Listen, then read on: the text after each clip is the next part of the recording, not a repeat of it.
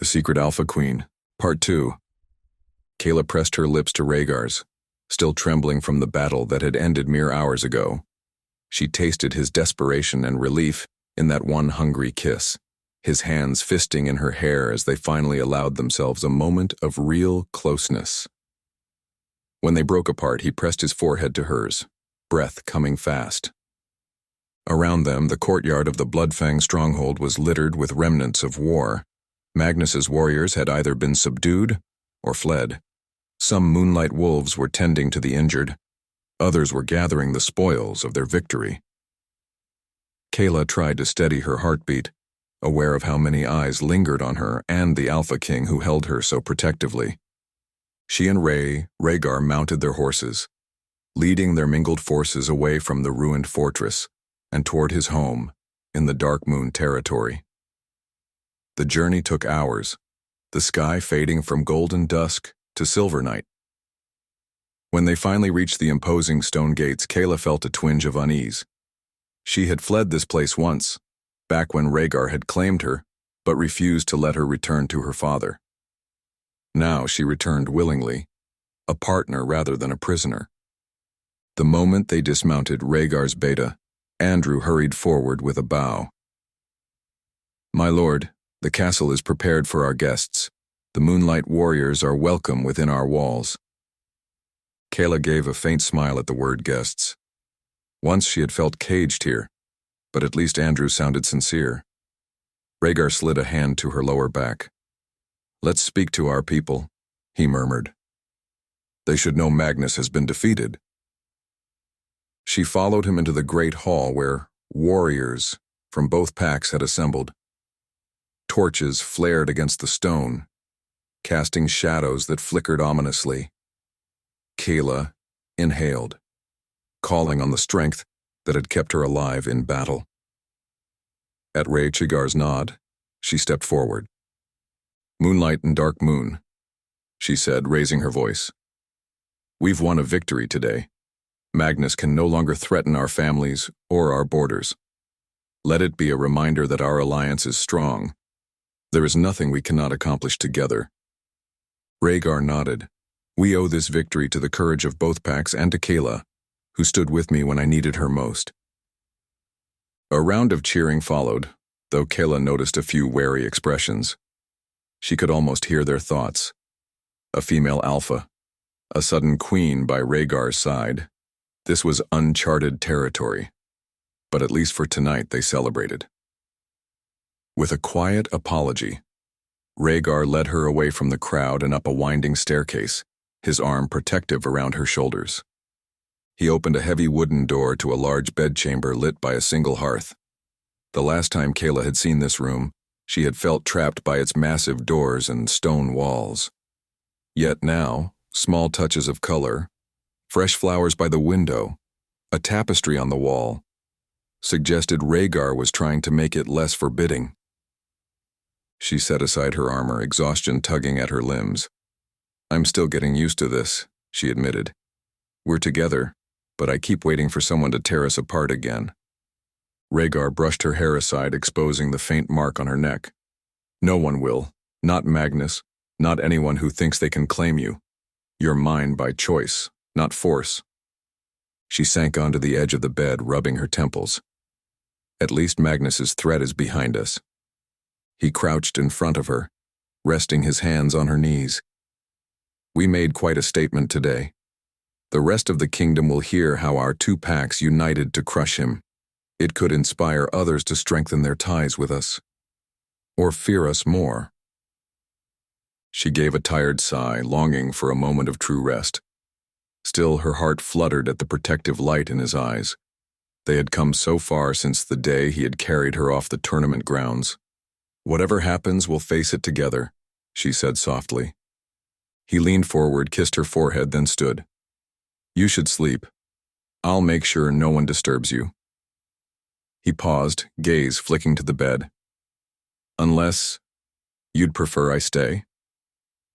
A flicker of heat rose to her cheeks. "I do." His eyes burned with an unspoken promise as he slipped his arms around her, a welcome warmth in the cold stone room. There, For a short time, she forgot about battles and burdens, surrendering to the solace of his nearness. The next morning, Kela woke to a tentative knock on the door. She glanced over to find Rhaegar sitting in a chair near the dying fire, already dressed. He stood and opened the door. Beta Andrew stepped in, bowing respectfully. "My lord, my lady," Andrew said. "There's a matter in the courtyard that requires your attention. Several of the moonlight wolves are uncertain about our supply arrangements."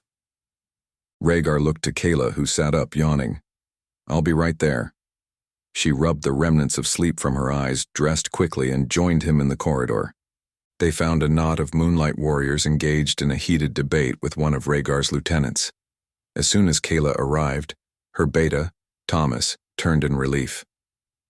"Kela, they're worried about whether we'll have equal access to resources.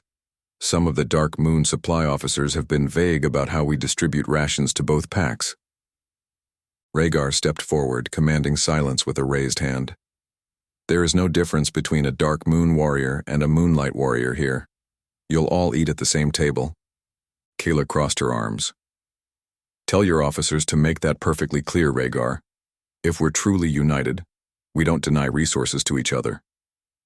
He gave a crisp nod. "I'll speak to them directly. Thomas, Andrew, help me settle this." While they sorted out the details, Kela moved aside with Ella, her maid and confidant, who had been standing near the back of the group. Ella squeezed Kela's arm, a worried crinkle on her brow. "How are you holding up?" Kela managed a wry half-smile. "I'm still adjusting to living under the same roof as Rhaegar. We're learning to share leadership." Ella glanced over at him. "He certainly looks at you differently than before. There's a softness in his eyes." A trace of warmth spread across Kela's cheeks. She knew exactly what Ella meant. Ever since she had finally embraced her feelings for Rhaegar, she had sensed a protective tenderness beneath his imposing exterior.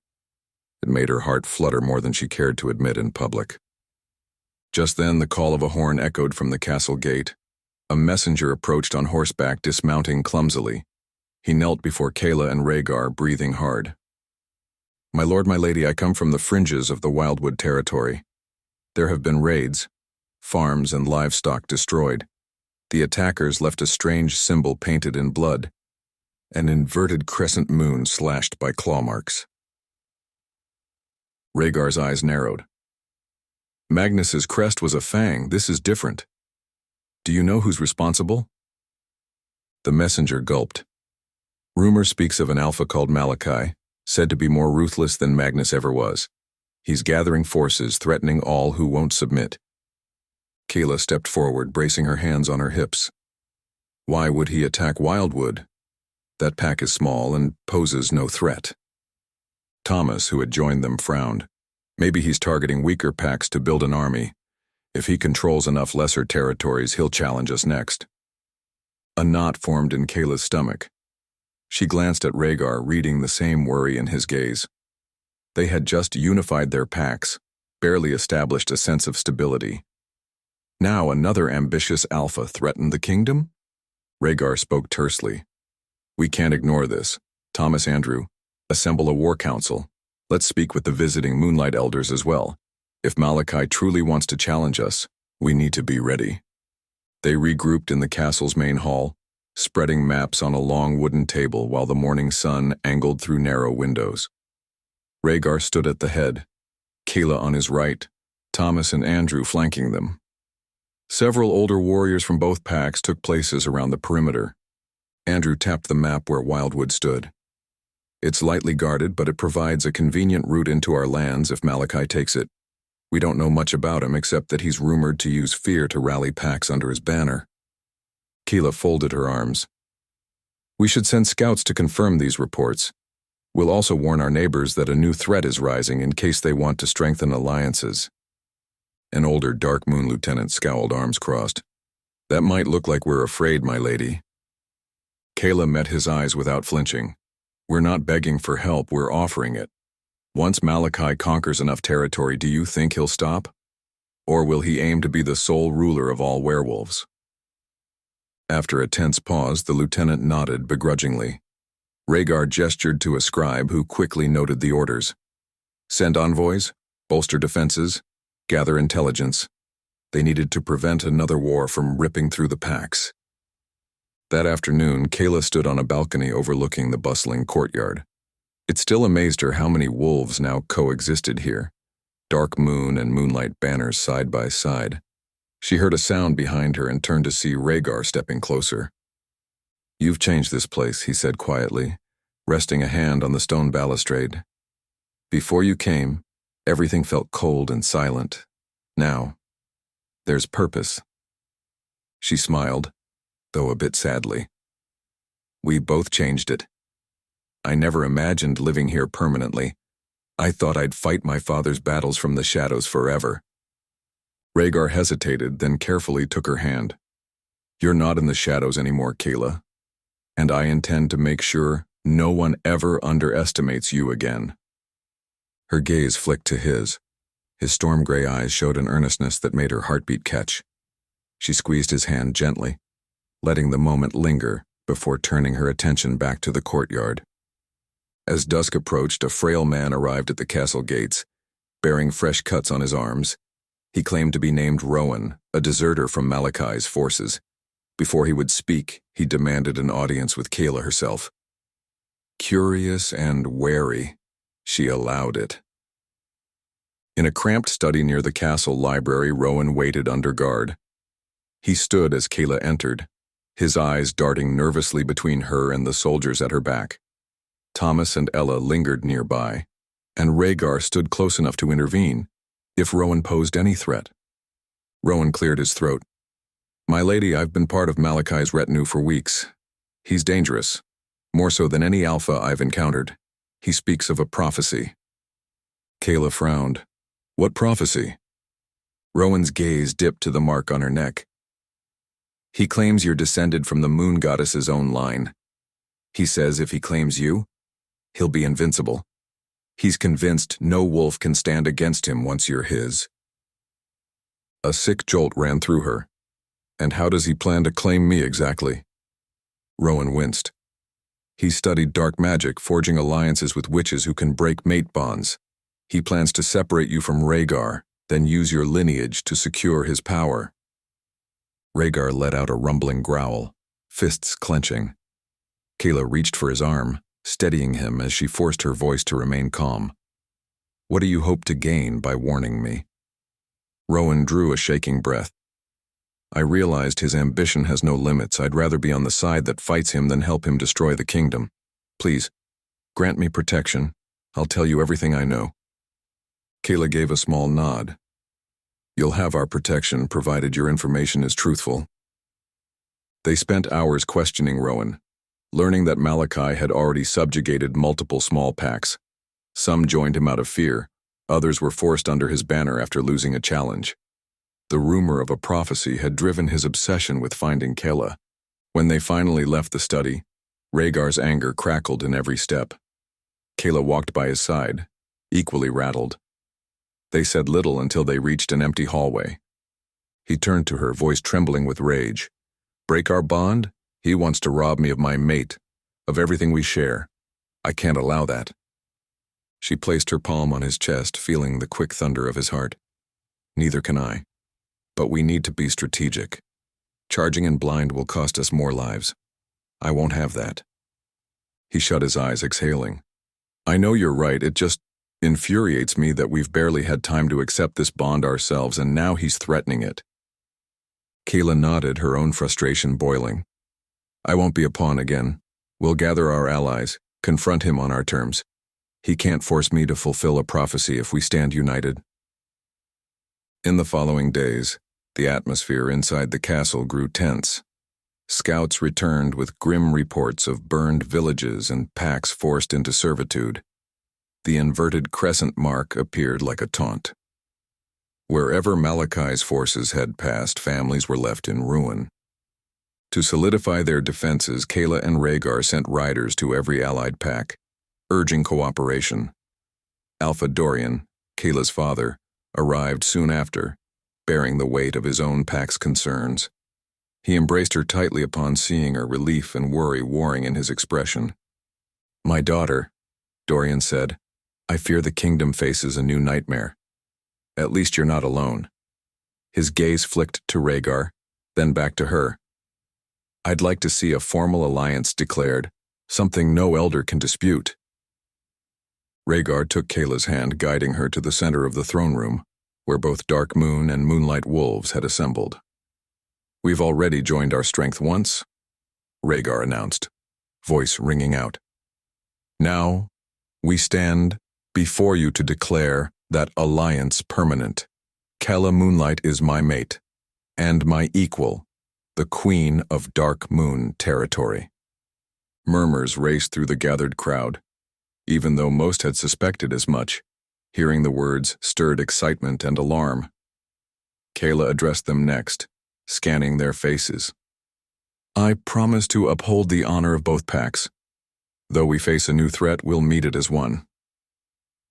A cautious cheer rose, and Kela caught her father's approving nod. Still, she sensed the gravity of what they had just done.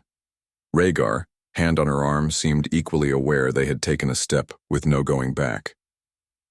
That night, as the castle settled, Kela roamed a lantern-lit corridor, unable to sleep. She found Rhaegar in the old greenhouse he had once refurbished for her. Candles illuminated the glass walls, and a hush hung over the exotic plants. He turned at her soft footsteps. "Couldn't sleep either?" She walked closer, noticing how the glow lit the contours of his face. "Too much on my mind.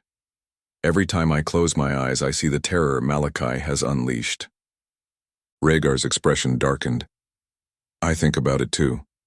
I imagine him sending his witches after you, and it makes my blood burn." She slipped her hand into his, trying to calm him. "We can't let anger rule us. We have to be careful. That's how we'll protect our packs." He nodded and brought her hand to his lips, pressing a soft kiss against her knuckles. The simple gesture felt more intimate than all the formal declarations in the throne room. When he straightened, his eyes shone with fierce devotion. She realized then how deeply his feelings ran, how much he feared losing her. Warmth flushed through her. They had fought side by side, guarded each other, and begun to heal each other's scars. She stepped closer, running her fingers through his dark hair. He closed the small distance and kissed her, the greenhouse filling with the quiet hush of their mingled breaths. For a moment, the war outside vanished, leaving only the raw connection that bound them. The intensity of it made her gasp, and she felt the mate bond pulse like a living thing between them. His grip on her waist tightened, as though anchoring her to the here and now. When they finally broke apart, she pressed her forehead to his. "We'll face whatever comes, won't we?" He nodded, voice low. "Always." They stayed there in the greenhouse for a while, neither wanting to break the quiet magic of that shared moment. Eventually, they returned to plan their next moves. Messages arrived daily of Malakai's conquests, each one a reminder that time was running out. One morning, Thomas and Andrew came with news of a village attacked at dawn. Kela and Rhaegar rode out at once. By the time they arrived, half the houses were burned, a smear of blood and the inverted crescent painted on a wall. Survivors knelt in the street, weeping over their losses. Kela's wolf raged within her. She dismounted, walking through the wreckage. A terrified child clung to a fence post, tears streaming down her cheeks. Kela knelt, offering a gentle hand. "It's all right," she whispered. "We'll keep you safe now." Rhaegar joined her, grim-faced. "They left no sign of where they went. It was a hit and run meant to send us a message." Kela turned, fists clenched. "If this is Malakai's way of demanding I surrender, he'll soon learn I'm not so easily cowed." Rhaegar's expression hardened. "We have to lure him out, force him to face us under our conditions. No more of this cat and mouse." They returned to the castle with the traumatized villagers, offering them refuge behind fortified walls. That night, Kela paced the war room, eyes on the map pinned to the table. "He's moving closer to our core territory. If we do nothing, he'll strike again." Andrew nodded. Agreed. We need a plan to draw him out. Thomas placed a marker on the map. This pass is a natural choke point between his forces and ours. If we spread word that Kela is visiting that region, he might attempt an ambush. Rhaegar fixed Thomas with a cool stare. So Kela becomes bait? Kela intervened before an argument broke out. I appreciate your concern, but Thomas is right. Malakai's fixated on me. We can use that. I'll travel with a strong escort, but we'll keep a second force hidden nearby. Rhaegar's jaw tensed. One misstep and he could have you in his grasp. She stepped closer, touching his hand. I'm willing to risk it to end this. I won't stand by while he terrorizes people, claiming some archaic prophecy about me. His eyes reflected conflict, but he nodded. Then we plan every detail. I won't let him catch us off guard. It took days of preparation. Scouts rode out to confirm the terrain. Allies were summoned to reinforce the hidden positions. When all was set, Kela and Rhaegar prepared to leave. Ella fussed over Kela's cloak, tears shining in her eyes. Be careful, we can't lose you. Kela placed a reassuring hand on Ella's shoulder. We'll be all right. If all goes well, Malakai will regret ever coming after us. She joined Rhaegar in the courtyard where a small cavalry waited. No one spoke much as they rode from the castle. Kela could sense the tension in every warrior's posture, the fear that Malakai might be stronger, smarter, or more ruthless than they anticipated. They reached the mountain pass at dusk. The narrow road twisted between high cliffs, perfect for an ambush. Kela's escort pretended to make camp, building small fires. In the distance, behind a ridge, the rest of their forces waited silently. As night deepened, a strange stillness settled. Kela stood near one of the small fires, Rhaegar at her side. He touched her face gently. Whatever happens, stay close to me. She opened her mouth to respond, but a distant howl shattered the quiet. Wolves poured into the pass from hidden crevices, torches flickering and snarls echoing against the rock walls. Kela caught sight of an alpha looming at their center, a tall, broad-shouldered man with cold, piercing eyes.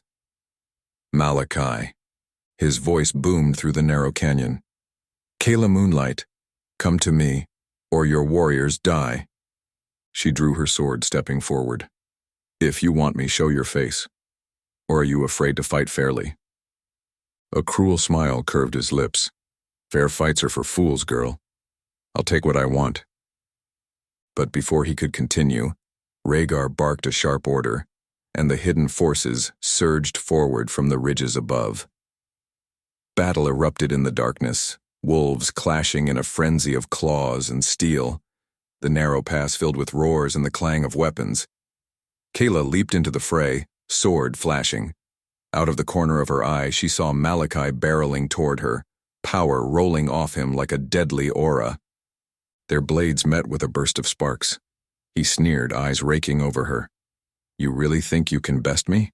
I possess magic beyond your comprehension. She gritted her teeth, forcing him back. I'm an alpha in my own right, and I'm not alone. Before he could strike again, Rhaegar lunged, fangs bared in mid-shift. Malakai spun to meet him, their collision shaking the ground. Kela joined the assault, each blow a testament to her rage at what he had done to innocent lives. Just when it seemed they might overpower him, a swirling darkness gathered at Malakai's hands, shaped by some unnatural power. He hurled a wave of energy that sent Kela and Rhaegar sprawling. Her body slammed into the rocky ground, pain exploding through her shoulder. She gasped for breath, visions spinning. Malakai advanced on her with murder in his eyes. Your precious bond is nothing compared to what I command. Once it's severed, you'll kneel to me. She glared, struggling to stand, refusing to yield. A shape blurred in front of her, Rhaegar pushing her aside and taking the brunt of Malakai's next attack. With a roar, he slashed at Malakai's chest. Blood sprayed, but Malakai merely snarled in pain and swung a burning blade of conjured magic, slicing across Rhaegar's arm. Rhaegar! Kela screamed, darting forward, heart pounding in panic. She feinted past Malakai's blade, driving her sword toward his unprotected side. He whirled to block, but her angle was too sharp. Her blade bit deep, and he roared in fury. In that moment, Andrew and Thomas rushed in, hurling spears. Malakai dodged one, but took another to the leg. At last, with a monstrous howl, he staggered back. "This isn't over," he spat, clutching his wounds. A swirl of dark mist enveloped him, and then he vanished into the chaos, leaving his followers to fend for themselves. Without their leader, Malakai's forces quickly broke ranks, scattering into the night. The pass was theirs. Kela dropped to her knees beside Rhaegar, who was panting hard, clutching a vicious wound. "You're hurt," she said, voice shaking. He gave her a pained smile. "Just a scratch." She barked a watery laugh, pressing a hand to the bleeding gash. "That's more than a scratch. Don't move." Thomas and Andrew hurried over while other warriors chased down fleeing enemies. The pass was littered with fallen wolves, groans echoing under the moonlight. Kayla's hands trembled as she tried to stabilize Rhaegar's wound, until a healer arrived. He caught her gaze, breath ragged. "We forced him to retreat, that's a start." She nodded, tears burning her eyes. "It is. But he'll be back." In that single broken moment, as they knelt in the dust of battle, Kela realized their war with Malakai had only begun. He had escaped with dark magic at his command, and an obsession with claiming her as his. She clung to Rhaegar's hand, silently vowing to fight harder than ever. No prophecy, no black magic, and no ruthless alpha would tear them apart. And as Rhaegar's eyes slid shut, she leaned over him, pressing a shaky kiss to his brow. Whatever the cost, she would protect their bond. She was the Alpha Queen of Moonlight and Dark Moon now, and she would not surrender to fear.